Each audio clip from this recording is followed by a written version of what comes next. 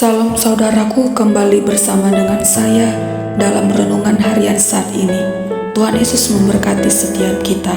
Untuk mengawali renungan ini, saya mengajak kita untuk bersama-sama berdoa.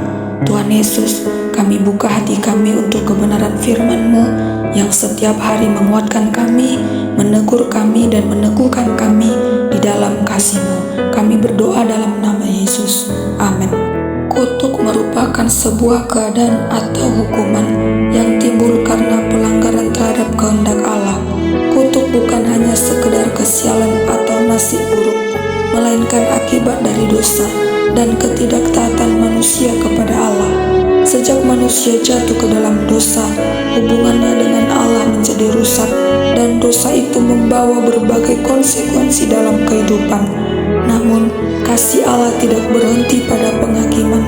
Melalui Yesus Kristus, kepada kita telah diberikan pemulihan. Galatia pasal 3 ayat 13a berkata, Kristus telah menebus kita dari kutuk hukum Taurat dengan jalan menjadi kutuk karena kita. Artinya, setiap orang yang percaya kepada Kristus tidak lagi hidup dalam penghukuman, melainkan dalam anugerah dan kehidupan yang baru. Pengorbanan Kristus di atas kayu salib membenarkan kita dan membebaskan kita dari dosa dan hukumannya. Ini adalah anugerah Allah. Manusia tidak mampu melakukannya. Pembenaran adalah anugerah yang Allah kerjakan kepada kita melalui darah Yesus Kristus yang tercurah di atas kayu salib. Langkah apa saja yang harus kita ambil? Pola hidup apakah yang harus kita lakukan untuk terlepas dari segala kutuk? Ada 7 langkah terlepas dari kutuk yang akan kita dengarkan pada saat ini. Yang pertama, akuilah dan nyatakanlah iman kita dan kepercayaan kita hanya kepada Yesus Kristus dan pengorbanannya buat kita. Roma pasal 10 ayat 9 dan 10 berkata, sebab jika kamu mengaku dengan mulutmu bahwa Yesus adalah Tuhan dan percaya dalam hatimu bahwa Allah telah membangkitkan Dia dari antara orang mati, maka kamu akan diselamatkan. Karena dengan hati orang percaya dan dibenarkan, dan dengan mulut orang mengaku dan diselamatkan. Ayat ini mengajarkan kepada kita bahwa keselamatan adalah anugerah Allah yang diterima melalui iman kepada Yesus Kristus. Percaya di dalam hati bahwa Yesus telah bangkit dari antara orang mati dan mengaku dengan mulut bahwa Yesus adalah Tuhan merupakan respon iman yang lahir dari kesungguhan hati kita kepada Allah. Kedua, bertobatlah dari segala pemberontakan dan dosa-dosa kita. Kisah Para Rasul pasal 3 ayat 19 berkata, karena itu sadarlah dan bertobatlah supaya dosamu dihapuskan.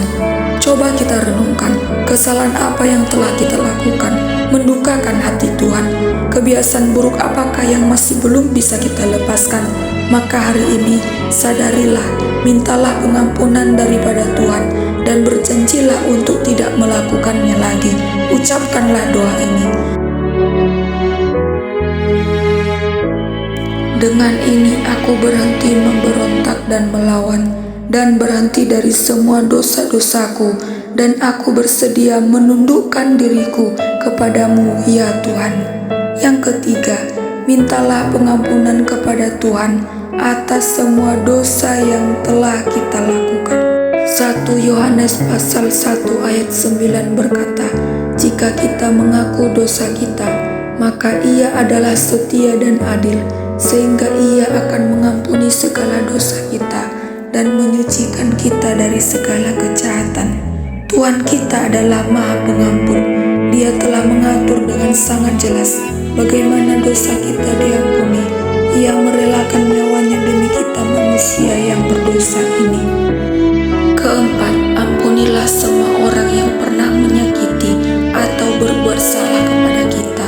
Matius pasal 18 ayat 22 berkata, Yesus berkata kepadanya, bukan, aku berkata kepadamu, bukan sampai 7 kali, melainkan sampai 70 kali 7 kali. Demikianlah kita harus mengampuni kesalahan orang yang bersalah kepada kita. Mengampuni kesalahan orang lain bukan sekedar masalah emosional atau perasaan, melainkan mengampuni adalah suatu keputusan. Mintalah supaya Tuhan mengingatkan kepada kita siapa saja yang masih harus kita ampuni dan maafkan. Sebut saja namanya dalam doa kita dan ampunilah dia. Kelima, sangkali dan putuskanlah semua hubungan kita dengan kuasa kegelapan dan hal-hal yang ada sangkut pautnya dengan setan, termasuk jimat-jimat, patung-patung, buku-buku sihir dan sebagainya. Hendaklah itu disingkirkan, dihancurkan, dibakar atau dimusnahkan. Keenam, milikilah keberanian untuk mengucapkan doa kelepasan dari semua kutuk. Penting sekali supaya iman kita itu benar-benar berlandaskan pada apa yang telah diraih oleh Yesus bagi kita melalui pengorbanannya di kayu salib. Ketujuh, merupakan langkah terakhir di mana kita sudah menerima kelepasan itu, dan lanjutkanlah perjalanan hidup kita dengan berkat Tuhan yang melimpah. Rasul Paulus berkata dalam 2 Korintus pasal 5 ayat 17, jadi siapa yang ada di dalam Kristus, ia adalah ciptaan baru, yang lama sudah berlalu, sesungguhnya yang baru sudah datang. Sampai di sini, janganlah kita mencoba untuk mereka-reka dalam bentuk apa Tuhan akan memberikan berkatnya kepada kita. Serahkanlah hal itu sepenuhnya kepada Tuhan.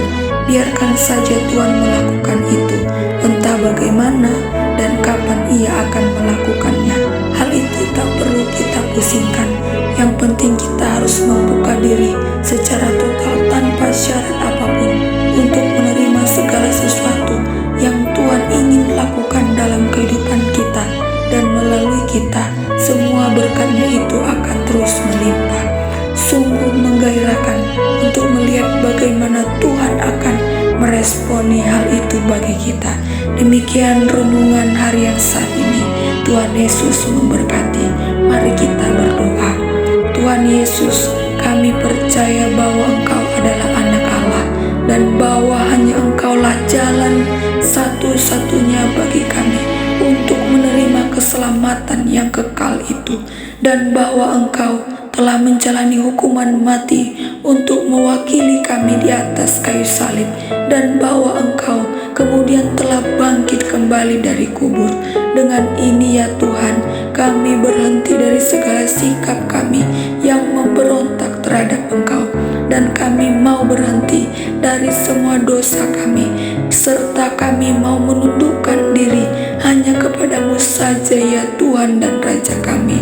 Kami mengakui semua dosa kami di hadapan-Mu, dan kami memohon pengampunan-Mu, khususnya untuk dosa-dosa yang menyebabkan kehidupan kami menjadi kutuk.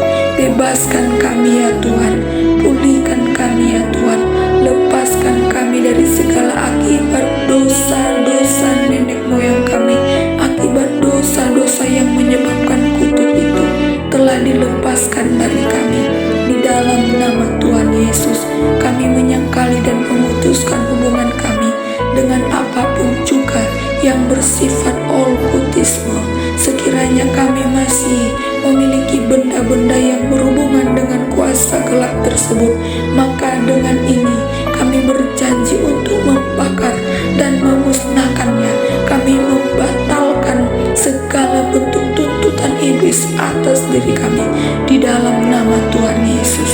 Tuhan Yesus, kami percaya bahwa di kayu salib Engkau telah mencabut segala kutuk yang menimpa diri kami,